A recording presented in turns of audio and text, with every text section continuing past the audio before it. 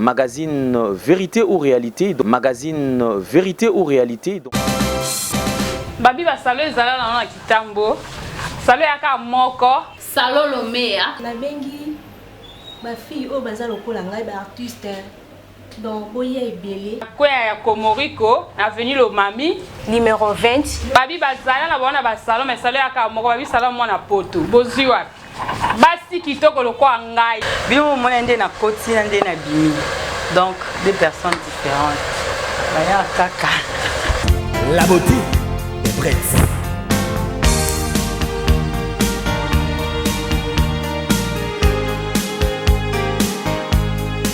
Mesdames, Messieurs, vous qui suivez sur Nouvelle Tendance Télévision, Boza et Belé au Bopona Bisso. En tout cas, merci pour vous abonner, pour vous continuer à partager la vidéo. Topé si vous Mbote et Belé, et ce qu'il Bisso. Bonjour, Nabande Kotou. Au Bopona Nouvelle Tendance Télévision, sponsor officiel Nabisso et Gianni Sita. Merci Mingi Nayo pour Nayon surtout ça et la Bisso. Alors, le lot, tout ce qui est bon, qui est vraiment toujours Bundamuna, toujours pour la scène en collation, image d'un Salamaki. Alors, malgré le retard de fois aussi, mais vous pouvez comprendre Bisso et Isaline. Ah, tous en maison communale et Kinshasa, ici comme Makamboïta et Salama, alors tous informés parce que tout le monde qui état des droits et côté Namboka Nabiso et Sengeli, Kolandela, Somutu, tous en Ambeba, Kolandela et Ti Nasuka. Alors, ah, tous en Katia Alikam, Obozo Mona Awa, Mana, c'est-à-dire jeune garçon 11, Bautiko violé, jeune fille à 13 ans. Viola qui est bango tout 11. Alors les bomoni bato kawakanga ba garçon awa, mais bizarrement na bande konyo so 11 wana il y a eu des gens au babakanga bango so 11, mais arrivé na Butu, c'est-à-dire quelques personnes ont été libérées, nana libéré bango ezoye banate. Na tongo le sous bato mususu ba libéré qui jusqu'à ce ba ekotika la ceux qui 3 sur 4 au batikali na kati ya kashokuna, mais ezo sala pasi comment na ke bana ya classe, mona kendaki classe ay komatina niveau qui ba violer. Tu dis que chef de l'État a toujours pour que l'État de droit est en Nabiso, c'est-à-dire impunité et si la paix. Mais tout le monde, c'est-à-dire que quelques enfants parmi Oyo, qui violent Oyo, alors ça veut dire que déjà jouer dans l'icolo pour na bango. Mais si on se pose la question, bon moi na Oyo, il y a 13 ans, on va violer, on va parents nae, bazo bunda, bazo lela pour na tina na kaya mwana na bango. Je crois quand même que mboka na biso sengeli biso nyonso tout ozala na même pied d'égalité parce que constituant mboka na biso zo ba bongo tout congolais aza na mis sur même pied d'égalité. Congolais aza likolo muninga aza na été. Et puis ce mutasa limé ba sengeli à répondre. La police également et mais un peu ko sala musala nango comme il se doit. C'est-à-dire ceux qui déjà bakangi batu, boche maboko na batu. O bazali bakanga miningo na kaya viol. To na bakanyo so différents cas et sengeli malamon ko boma bango jusqu'à ce que bo conduire bango na parquet to esika oyo ezimusala sengeli to esika sengeli musala esalama. Mais bizarrement bino bokanga et après ba pesi bino sur quelque chose bo libérer batu misusu o na kati alors je vais vous laisser suivre les images botala neni makamtu ezo salama awa makambo eleki ndenge nini e bandaki pe ndenge nini pe o mona ba activité o baza awa ya droit de l'homme o ba meki ko bunda pour que ba meki peut faire face à la situation bien que bazaki menacé par bandeko oyo o basala ki ba kometaki ka oya viol alors ba meki ko menacer ba activité wana mais nzamba sonné quand même ba tchaki bango maboko. Alors tout à la image puisque tout ça na Gédéon et nous allons nous retrouver tout juste après.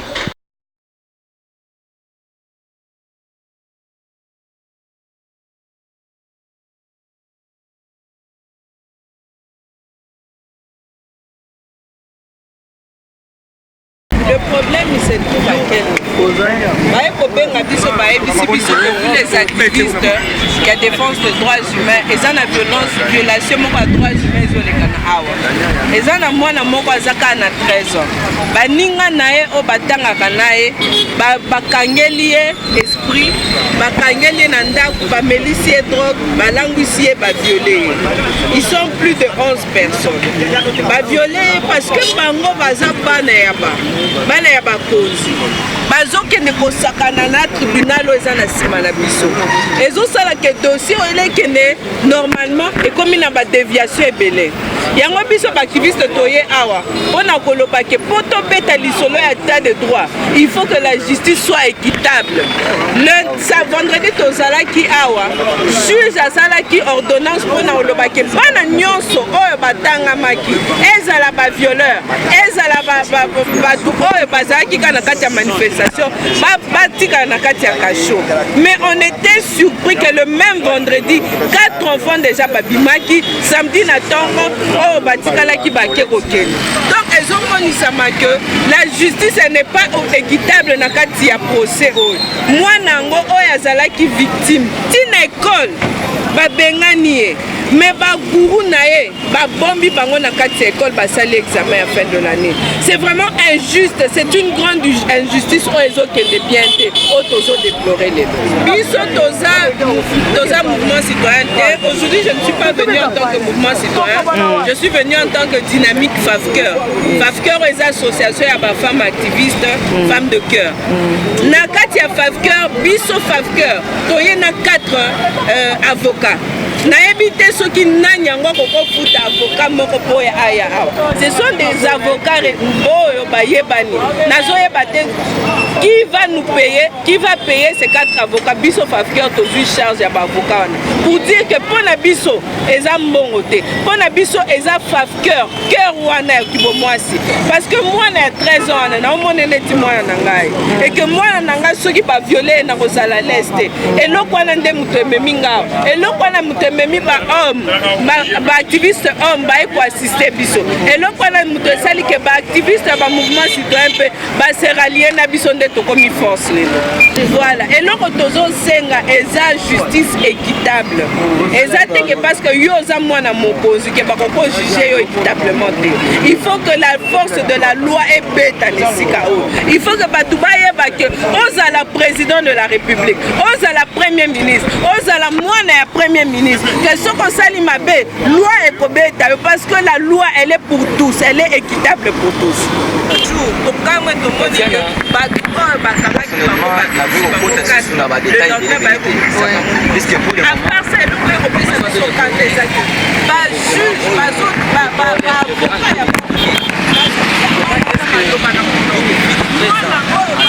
Départ 11 garçons va donner vie il y a 13 ans. La 4 école référent Kim, mais la 4 école c'est pas recteur ou promoteur, a vu vraiment il y a copain na victime et puis a vu Bavioleur a gardé bango victime na grande sœur na ye babengani bango l'école mais Bavioleur batikala ba osala ba examen et puis bazo se promener donc façon moko comment la liberté quoi. C'est pourquoi nous sangani là avec tous les activistes nous sommes venus pour que la justice soit faite.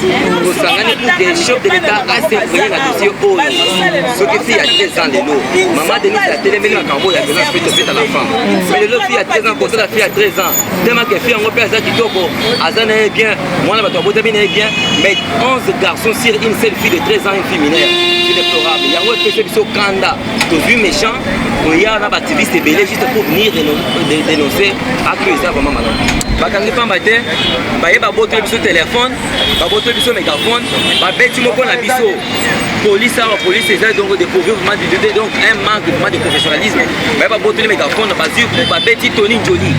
L'un de nous m'a bêté pour la salle du Boumé. Donc pour le moment, Aza hospitalisé. On a de suivre son cas de plus près. Tout le monde a malé pour voir l'état naïe et Kosuka. Démarche civile, nous construisons toujours. Maintenant, nous étions devant les tribunaux pour enfants. Quand nous allons quitter ici, nous serons chez Mouchomé. C'est lui chargé la dame chargée des droits humains. Donc, comme à côté naïe, nous serons même au palais du peuple. Côté Mabunda Zaïla, on a en train de voter des lois. Partout dans les différentes institutions légales à l'État, tout le temps pour que la justice soit faite. Ce qui est comme nous saluons à Kinshasa, mais va suivre là téléphone, va payer du atelier mon frère ça. Il y a un temps on fait ça la gamme émission, tu vas que nous ça va pour tous à toujours présent, tout est salué à Kinshasa. La minute tu auras même événement à parler du peuple parce que tu se trouves dans la commune de Kinshasa. Yo za na ligne wala na place na musala ngai biro na biso magasin même ezaka na itaga savet awa maintenant se retrouver awa po ani na revera kime balakisa biso eza école moko ke no batangisaka bana malamu eza école moko ke bana baza na sécurité malamu ndenge ya même temps bapara balinga kotangisa bana na bacartésien na baécole belge na baécole français mais lelo eza oya awa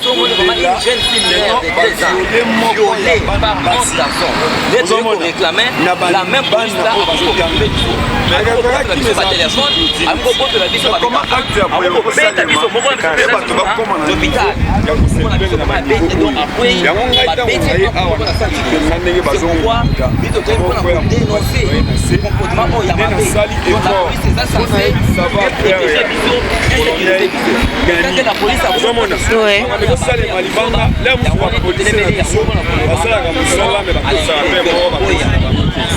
naza moko ya foti na bandeko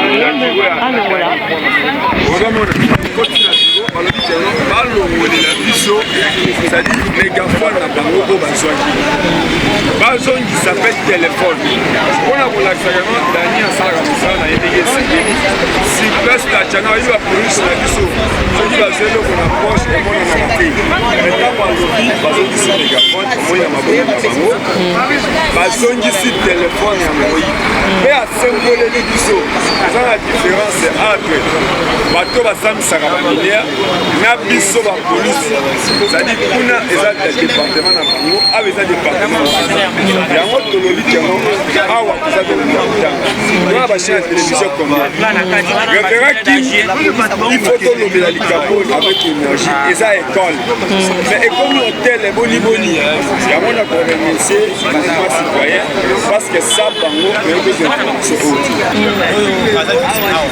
bana wana kola baza bana ya baza na bakashe ya bafamille na bango baabuse na mwana wana ya 13 ans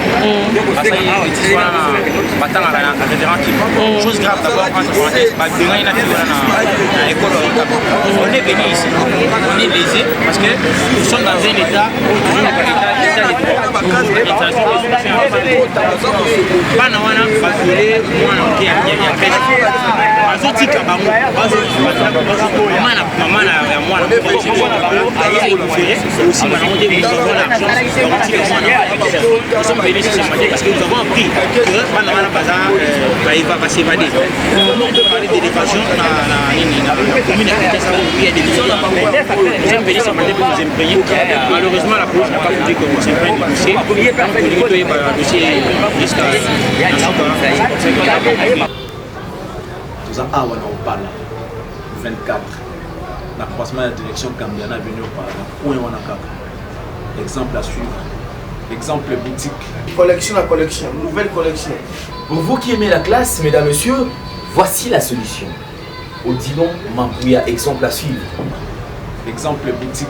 Odilon Mampouya. Alain Nele, rien à dire. Odilon Mampouya. Bana Kimi, Bana Poto, Mokili Mobimba. Samsel chèque du nouveau pour un meilleur séjour à Kinshasa. Plusieurs options à votre disposition. Restaurant VIP pour vos grands rendez-vous. Voyageurs, hommes d'affaires, hommes de Dieu. Vous qui désirez passer vos vacances à Kinshasa, voilà un lieu de repos en singleto ou en famille. Samsel Chèque vous propose les appartements. Suite moderne avec une connexion Wi-Fi en permanence. Un service de qualité est à votre disposition. La sécurité au point. Nous avons une réserve en énergie électrique assurée avec 2 générateurs. Merci Nabino surtout aux occasions ya ko landa biso na banzi boti mona ba image to lobi ki to na kati ya mboka o kimia esengeli ezala congolais azala à l'aise na kati ya mboka na ye surtout ko condamner makambo ya boye ya la violence faite à la femme esengeli ko telemela yango avec beaucoup d'énergie. Merci Nabino Nyon surtout, merci Nabino bato landa biso tabu fat top modèle. Merci Nayo, merci na véritablement femme d'affaires Chouchou Natatila, merci na Maloris la congolaise Malolo, merci na Bino Nyon surtout oyo bozalaka toujours na biso. Donc en tout cas mingi à mon vieux Janice Tantunga pour te bangamitude depuis Suisse-Hollande. Merci Nabino Nyosotu, Toza et Longo, toujours continuer sous coloquer la bino sous information. Merci na Gédéon, c'est ma caméra. Merci Pena Jordan Panzo. Au revoir, à la prochaine. Bye bye. Magazine Vérité ou Réalité. Magazine Vérité ou Réalité.